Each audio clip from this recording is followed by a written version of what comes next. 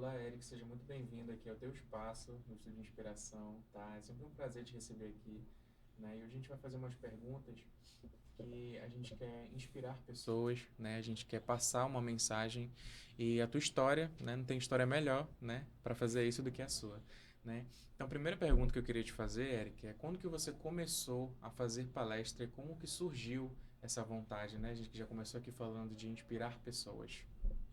Na verdade, essa vontade de fazer palestras, ela não.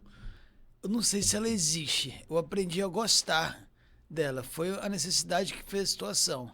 Depois de tudo que eu passei, essa transformação toda que eu vivi, eu pensei que eu estaria sendo uma pessoa ingrata se eu não compartilhasse isso com o mundo.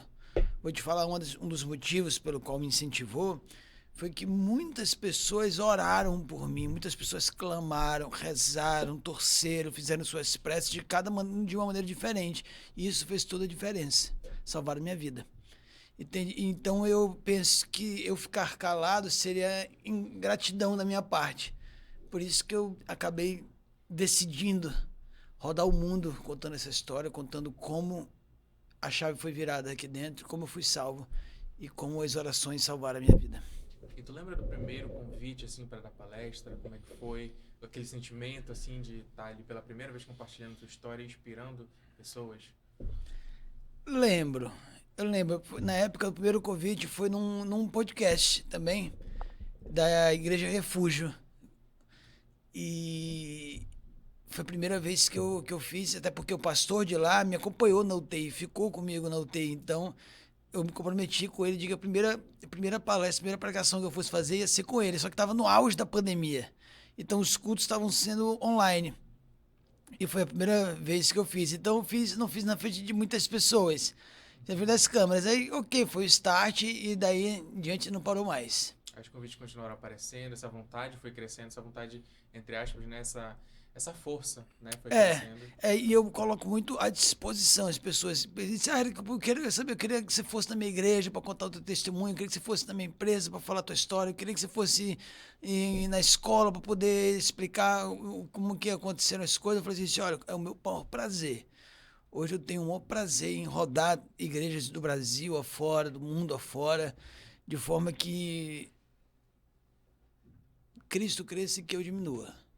Entende? A história não é minha. Eu fui só o coadjuvante que Deus escolheu para estar lá. Ele disse: olha, eu vou escolher você para viver essa história. Mas foi ele quem roteirizou, ele que escreveu, dirigiu e fez todo o negócio. Então, eu tenho um maior prazer em sair contando tudo isso, mundo afora. Olha que bacana. E ainda falando em impactar vidas, como que você acredita que o livro 6 Segundos pode impactar a vida de jovens estudantes, aquelas pessoas que estão começando ali a sua vida adulta, né? Estão saindo ali da adolescência para a fase adulta? Então, os 6 segundos ele foi escrito para isso, para impactar vidas, entende? Para mudar a vida das pessoas. E ele tem entrado em algumas escolas como paradidático no sentido de projeto. É um projeto 6 segundos. A escola adota o livro como paradidático, o pai compra, em compensação eu vou na escola como autor de livro.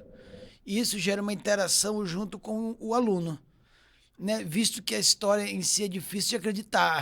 O livro conta a real história de um homem que sobreviveu a uma queda de 109 metros. A pessoa pensa que é uma ficção. E como o livro ele é escrito na terceira pessoa, ele dá a impressão de ficção porque tem um pouco de ficção e de romance. Mas quando o aluno vê que o personagem principal do livro, o autor, estão lá, daí ele começa a dar um pouco mais de credibilidade. E o livro em si, a direção, a coordenação lê o livro e eu dou uma palestra baseada em 6 segundos. 6 segundos é o que? Tempo. A minha palestra de 6 segundos é isso. Você tem por dia 86.400 segundos. Como que você está administrando os seus 6 segundos? Seus próximos 6 segundos? A palestra ela é baseada nisso, que é o que eu falo para os alunos. E como o livro ele fala de várias vertentes, isso eu não escrevi, prometo, eu não escrevi com essa intenção. Mas acabou que o livro pegou várias vertentes. Se ele entra na linha motivacional, na linha de disciplina, na linha de relacionamento de marido e mulher, relacionamento de amizade. Então, o adolescente que está nessa fase de escolher com quem anda, a companhia, de escolher de vai se automutilar, porque fala no livro sobre meus pensamentos absurdos de querer me matar. Então, acabou virando um livro atualizado que ele se encaixa bem nas escolas, nem alunos que estão nessa faixa etária de 14, 15, 16, 17 anos. E você achou que você ia impactar dessa forma tantas pessoas? Porque hoje em dia a gente para ler o livro e a gente vê, pô, legal, pessoas adultas leem, bacana, mas você imaginou que você ia atingir esse público? Tu imaginou que Deus tinha esse plano para tua vida também? Então, eu não imagino, eu escrevi, eu ainda não, eu escrevi os 6 segundos para impactar vidas, mas eu imaginei que fosse impactar pessoas da minha faixa etária, né, assim, adultos. Mas quando eu comecei a receber algumas devolutivas de adolescente, de pré-adolescente que leram, gostaram, entenderam e ficaram motivados com isso, eu pensei, caramba, eu trabalho com escolas a vida toda. A vida toda eu trabalho com escolas porque eu vendo livro desde criança. E eu falei assim, caramba, então eu vou ver se esse livro entra nas escolas. E é o que tem sido feito, entende? A gente tem usado, eu tenho entrado como autor nas escolas e tem mudado, e eu vejo nisso um ponto muito positivo, entende? Porque o livro ele tem uma mensagem forte, ele tem uma mensagem pesada, e ele não tem uma linguagem própria para uma linguagem própria tradicional ou adultizada ou infantilizada, não. Ele segue um padrão que consegue abranger vários tipos de público. Que bacana. E hoje, após quase 5 anos depois do ocorrido, né? Eu quero te perguntar, qual que é o valor da vida para ti hoje, vendo que tu impacta tantas pessoas? O valor da vida para mim hoje é o que eu conto nas igrejas e falo a quem quiser ouvir. O viver é Cristo e o morrer é lucro. É bíblico. Paulo disse isso. Que para mim o viver é Cristo e o morrer é lucro. Então o valor da vida é saber disso, é lembrar disso. Que nós somos passageiros. Nós estamos aqui só de passagem. Entende? É o que nós fazemos nesse íntere que vai ecoar na eternidade. O que fazemos em vida ecoa na eternidade. Mas aqui a gente é muito passageiro. A Bíblia diz em Salmos que a gente é como se fosse um sopro. Como sopro. Foi, como se fosse uma neblina de um trem. Foi, de repente se dissipa. Em Hebreus diz que só se vive uma vez. Então, se a gente só tem uma vida e ela é um sopro, ela tem que ser bem vivida, entende? Ela tem que ser muito bem valorizada.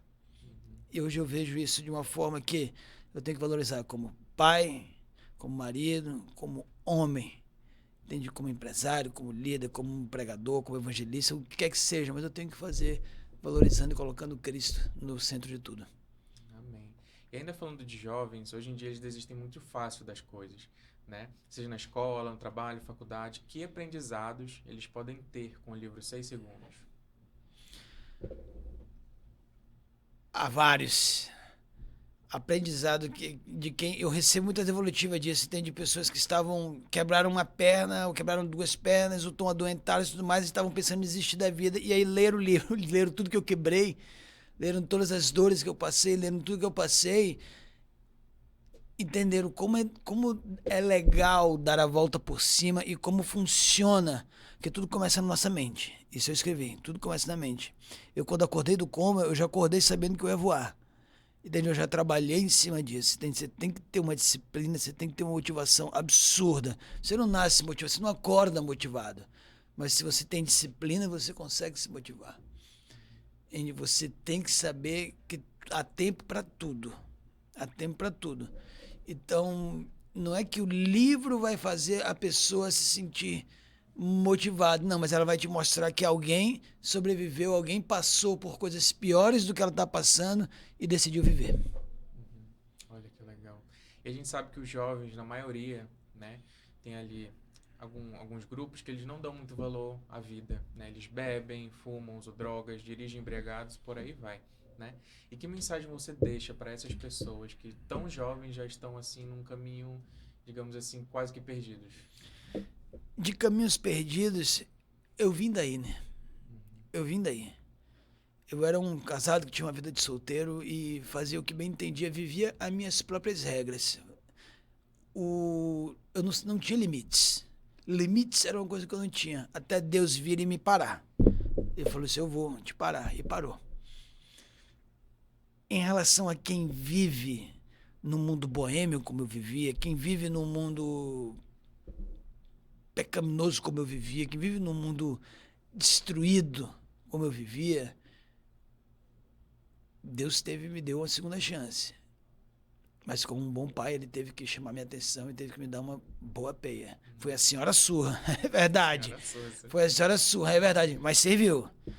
E glória a Deus por isso, porque se não for desse jeito eu não teria voltado. Eu não teria me dado conta de que vale a pena viver do jeito certo. Entende que vale a pena você viver fazendo a vontade dele. Não é um mar de maravilhas, não é um mundo de maravilhas. Não, tem suas dificuldades, tem. Mas nós temos a esperança. A gente conhece o final da história. Eu conheço o final da história.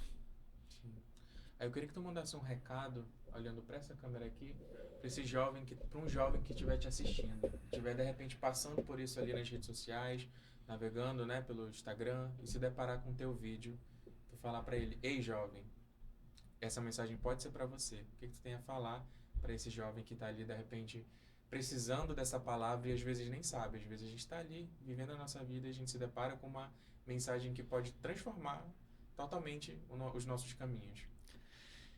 Então, querido, querida, deixa eu falar. Essa vida boêmia, essa vida louca de que só se vive uma vez, é daí que eu vim. Eu vim daí e a minha vida, ela era ridiculamente fantástica. Ridiculamente fantástica. Eu tinha de tudo, de todos. Fazia o que bem entendia. Mas olha, Deus teve que me quebrar inteiro para poder eu aprender e lembrar que não é assim. A vida não é minha. Não é de acordo com as minhas regras. Ele deu uma segunda chance para mim? Deu. Foi dolorido? Foi. É dolorido. É doloroso ainda. Mas ele deu. Meu conselho, não espera você cair de uma altura de um prédio de 33 andares para você mudar de vida. Não espera você acontecer o pior para você entender o melhor de Deus para você. Glória a Deus. E Eric, eu queria te fazer uma outra pergunta. Como é que é para os teus filhos? Eles têm noção, assim, do que aconteceu? Como é que eles tratam toda essa situação? Você dá conselho para eles de vida? Como é que é a relação com eles? Então, eu tenho uma filha, a minha pequena Agnes. Ela é um doce. Ela é um doce. Fala para os cotovelos. A Agnes, ela conhece bem minha história. Quando ela passa na frente de uma antena, diz: pai, é daquela altura que você caiu? Eu falei assim: não, filha, é mais alta. Daquela disse: não, é mais alta. Ela tem uma noção, ela tem uma ideia, óbvio. Porque, por exemplo, tem algumas brincadeiras que eu não consigo fazer com ela porque eu tenho algumas dificuldades de mobilidade. Mas esse acidente me fez aprender a decidir, aprender o que é ser pai. Ela tinha um genitor, agora ela tem um pai. E eu explico tudo para ela. Ela entende, ela já tem idade, ela consegue entender. O livro, quando eu escrevi, foi muito pensando nela. Porque alguém vê eu andando mancando e vai perguntar para ela: por que teu pai manca um pouco? Aí ela: está aqui a história, você vai ler aqui que você vai entender. Mas ela tem noção das coisas. A Agnes, ela é um doce. Ela é um doce. Ela ainda é a que me arranca sorriso facilmente. Ela me arranca sorriso com uma facilidade enorme.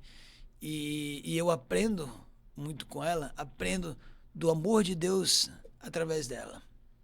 Vou te explicar. Ela está fazendo alguma coisa. Diz: filha, não faz isso. Filha, não faz isso. Filha, obedece. Obedece, obedece. Quando eu tenho que parar tudo para poder aplicar um corretivo nela, um amor, quando eu tenho que dar uma palmada nela, eu tenho que parar tudo. Vem cá, senta aqui. A gente senta na mesma direção, não é de cima para baixo, na mesma direção. Eu explico para ela: filha, se eu tô falando, se obedecer, se não obedecer, você vai apanhar por causa disso, aquilo, outro. O pai te ama, entende? Mas é assim, assim, assim, assado. Você não pode, porque eu quero o seu bem. Você não vai crescer sendo uma menina mal criada, você não pode fazer isso, porque isso é errado. E aí eu vou e corrijo a minha filha. E aí com isso, eu aprendo que a mesma coisa que Deus fez. Deus estava falando há muito tempo: Eric, obedece, filho, obedece. Eric, faz desse jeito. E eu não obedeci. Até que ele teve que parar tudo. Sabe uma coisa? Eu vou parar e vou corrigir esse rapaz. E foi isso que ele fez. Do mesmo jeito, ele foi. Do mesmo jeito que eu bato, eu cuido. Da mesma forma como Deus corrige a gente, ele também cuida. Então, eu vejo na criação da Águas a minha oração diária. Todos os dias eu oro para que Deus me dê sabedoria para criar águias nos caminhos dele nos caminhos corretos. Que é um desafio no dia de hoje, hein? É um desafio no dia de hoje. Mas eu me sinto muito feliz. E fico feliz, respondendo a tua pergunta, eu fico muito feliz de ver que ela entende a história, entende a dificuldade, entende tudo que eu passei como sendo prova do amor de Deus por mim. Glória a Deus. E como é a tua relação com Deus hoje? Porque a gente tem, muitas pessoas têm essa visão de que ter Deus aí para a igreja, mas ele está ali todos os dias, né? De domingo a domingo, 24 horas por dia. E qual é a tua relação com ele hoje? Hoje eu tenho uma relação com ele. Antigamente era só... Antes, Jó disse que antes eu te conhecia de ouvir falar, hoje eu conheço de contigo andar. Eu vou ter que plagiar Jó, no sentido de que hoje eu conheço de com ele andar, hoje eu tenho um relacionamento com ele, e eu não tenho nada de especial, qualquer pessoa pode ter. O meu relacionamento com Deus, ele não se resume a estar todo domingo na Nova Igreja Batista, não se resume a isso, não se resume ao estar aprendendo no seminário, não se resume ao estar meditando todo dia, não resume ao meu coração junto com ele. Deus olha os nossos corações, ele sonda os nossos corações e nos conhece. Antes que saia da boca, ele já sabe o que vai acontecer, já sabe o que eu vou pedir. E quanto mais eu me aproximo dele, mais perto eu quero estar. E ele diz que aquele que quiser se aproximar dele, ele vai se permitir ser encontrado. E desde no Velho Testamento, não. Teve algumas pessoas que ele falou, esse povo vai me buscar e eu não vou me deixar que me encontrem. Jesus Cristo veio ao mundo e ele deixou isso bem claro. Aquele que me buscar de coração, eu vou deixar que me encontre. Então eu não abro mão de todo dia buscá-lo. Todo dia eu tenho que buscá-lo, eu tenho que conversar, eu tenho que me aconselhar, eu tenho que pedir dele, porque Tiago disse, se alguém tem falta de sabedoria, que peça a ele, que ele dá abundantemente. Então eu peço sempre que eu poder ele me dá cada vez mais. Muito legal. Eu queria que você deixasse uma mensagem, aqui olhando para essa câmera também, para essa pessoa que pode estar, de repente, passando por isso. Eu vou até dar um exemplo pessoal aqui, que eu estava muito afastado, passei muitos anos afastado de Deus, né? E assim, uma música, às vezes passando assim no Instagram, cliquei num vídeo, uma música falou comigo. Foi quando eu me reencontrei com Deus. Então eu queria que tu deixasse essa mensagem também para uma pessoa que de repente está distante ou acha que está perto e na verdade não está, para uma mensagem do que realmente é estar com Deus, de repente ser um chamado de Deus para a vida dela. Queria que tu deixasse esse recado. Deus tem um chamado na vida de todos. Ele, quando subiu aos céus, ele falou, vou preparar lugar para todos. Se não foi, eu vou preparar lugar só para o pessoal que está na igreja, não, vou preparar lugar para todos. Ele quer salvar a todos. E não é só você conhecer de ouvir falar. A Bíblia é muito clara quando diz, o apóstolo João diz, de que aquele que tem os meus mandamentos e os guarda, esse é o que ama. Ou seja, você amar a Deus é você só fazer o que ele quer. É você, mas eu não consigo cumprir os mandamentos todos, mas ele conhece o teu coração. Você tem que tentar. Você tem que tentar. Eu caí, levanta e tenta de novo. Mas eu vacilei aqui, levanta e tenta de novo. Entende? Não deixe de clamar. A Bíblia é muito clara. Nas casos de dúvidas, clame. Busque a Deus. E lembra sempre disso. De que aquele que ama a Deus faz aquilo que ele pede. Amém. E Eric, no teu livro, no capítulo 35, tu fala no capítulo Planos Absurdos, né, você cita uma conversa com a tua mulher sobre não querer mais viver, né, aquela sensação de querer desistir de tudo. Né, como é que tu superou esse sentimento de morte, né? Então, quando eu estava eu tive vários ápices de dores, dor mesmo, dor física. O suicídio, o pensamento suicida, cada um tem o seu. Eu não tenho como explicar. A depressão, algumas pessoas ficam deprimidas, algumas oprimidas, algumas.